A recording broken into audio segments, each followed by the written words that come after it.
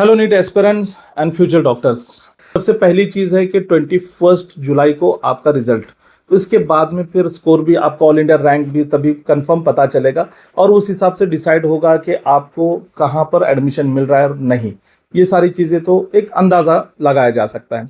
But round start कब होंगे, तो रजिस्ट्रेशन की प्रोसेस देखिए, रिजल्ट के बाद में रजिस्ट्रेशन की प्रोसेस, अब वो सारे स्टेट के रजिस्ट्रेशन स्टार्ट हो जाएंगे और इसमें तकरीबन पूरा जुलाई महीना चला जाएगा। फिर इसमें एमसीसी ऑल इंडिया कोटा के 2 नोटिफिकेशन होते हैं। एक तो पर्सन विद डिसेबिलिटी के लिए पहला नोटिफिकेशन जब आता है तभी से फिर काउंसलिंग की प्रक्रिया स्टार्ट होती है। उसके बाद में फिर एनआरआई के लिए नोटिफिकेशन आएगा।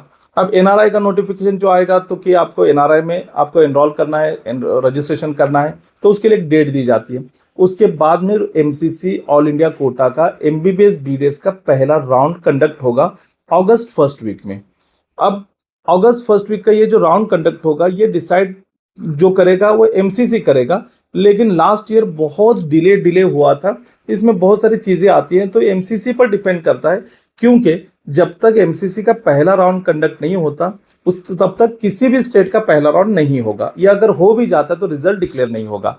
तो इसलिए पहले राउंड होगा एमसीसी का, all India quota, MBBS BDS, फिर स्टेट का पहला राउंड होगा। जब तक स्टेट के पहले राउंड के रिजल्ट डिक्लेयर होकर कैंडिडेट ज्वाइनिंग नहीं करते तब तक एमसीसी ऑल इंडिया का एमबीबीएस बीडीएस का दूसरा राउंड कंडक्ट नहीं होगा। और इसी स्पैम में जो है ड्यूरेशन लेंथी होते जाता है। तो आपकी काउंसलिंग को अगर मान के चले कि लास्ट राउंड कब तक होगा, तो अगस्त में बहुत तो 2 राउंड हो सकते हैं, फिर सितंबर में 2 हो जाएंगे, और जो स्ट्रे वैकेंसी के लास्ट राउंड जो होंगे वो अक्टूबर तक चलेंगे।